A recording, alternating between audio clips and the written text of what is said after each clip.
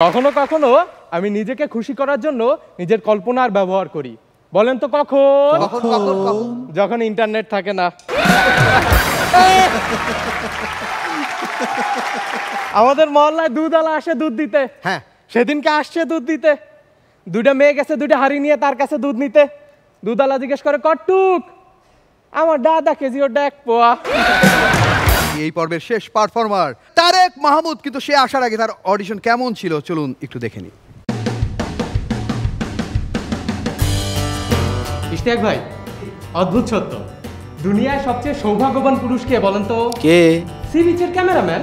মেয়েরা নিজেরা ডাইকে এসে বলে, ভাই ভাই আমি গোসল করবো, একটু ছবি তুলে দেবেন। আপু, মেয়েদের মন বোঝা বড়ই দায়। সেদিনকে আমার গার্লফ্রেন্ড আমাকে বলতেছে, এই চলো না কোথা থেকে ঘুরে আসি। হ্যাঁ বলো কোথায় যাবা? না আমি তোমার সাথে কোথাও যাবো না। আরে ভাই তুমি না বললা যাবা। সেদিনকে আবার আমাকে বলতেছে, দেখো দেখো ওই মেয়েটাকে। কই কই কোন মেয়েটা? তুমি আবার দেখতেছো? তুমি না বললা দেখতে। শাওন ভাই, ট্রেনে তো গেছেন না? লোকাল ট্রেনে গেছেন? আপনার তো 2টা টিকিট লাগে না? ধরেন বেঞ্চে বসছেন আপনি, এখন আপনি 4 জনের সিটের আপনি অলরেডি 2 জন দখল করে বসে আছেন, বাকি 2 জন বসে আছে, 4 জনের সিট ফিল আপ।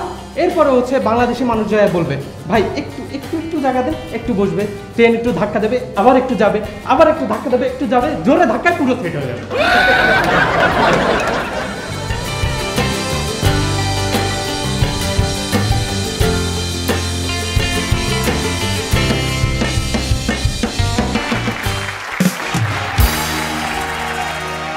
ওকে, এর আগে আমরা শাওন নামে একজনকে পেয়েছি, এবার তারেক মাহমুদ নামে একজনকে পাওয়া গেল।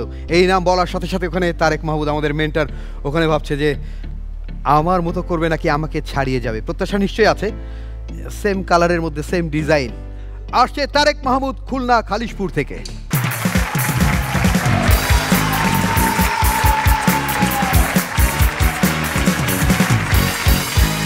আসসালামু আলাইকুম জাজেস। রনি ভাই। ইয়েস ভাই, হ্যাঁ, 10 বছরের স্কুল জীবন, 2 বছরের কলেজ লাইফ, 6 মাসের অ্যাডমিশন, 5 বছরের ভার্সিটি লাইফ, এরপরে সবাই দৌড়ায় টাকার পিছনে শুধুমাত্র আরেকজনের এক্স রে বিয়ে করার জন্য।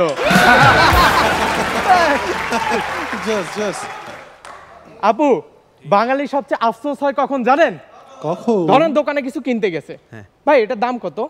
এটা 1000 টাকা। এই 1000 টাকা একটু বেশি হয়ে যায় না? ভাই 200 টাকায় দেওয়া যায়? আচ্ছা দেন, টাকা দেন।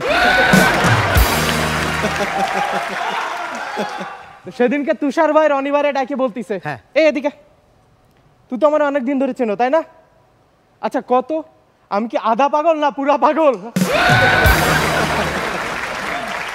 কখনো কখনো আমি নিজেকে খুশি করার জন্য নিজের কল্পনার ব্যবহার করি। বলেন তো কখন? যখন ইন্টারনেট থাকে না।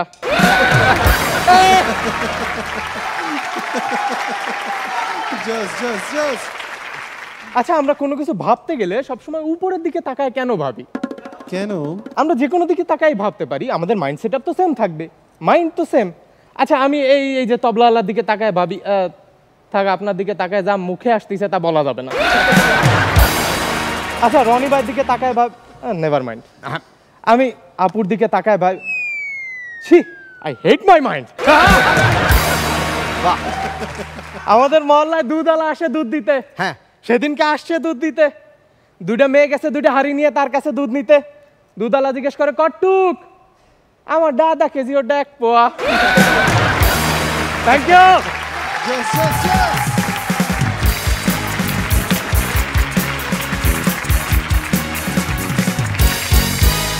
আমাদের বিচারকদের কেমন লেগেছে সেটা একটু জানতে চাই। খুলনা খালিশপুরের ছেলে আমিন ভাই থেকেই by tremendous each and every one,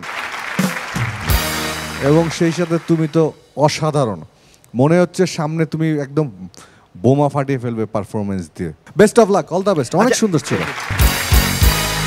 ওকে, শবনম ফারিয়া। তারেক ভীষণ ভালো ছিল, আমরা পুরোটা এনজয় করেছি এবং তুমিও এনজয় করছিলে যখন বলছিলে। সেটা সবচেয়ে ভালো লাগে আমার, যে পারফর্ম করে সে যখন এনজয় করে, আমার কাছে অনেক ভালো লেগেছে। Best of luck. তুষার ভাই আপনার কেমন লেগেছে? অনেক গোছানো ছিল, কোনো টেনশন নাই, কিছু নাই, একদম ইজি।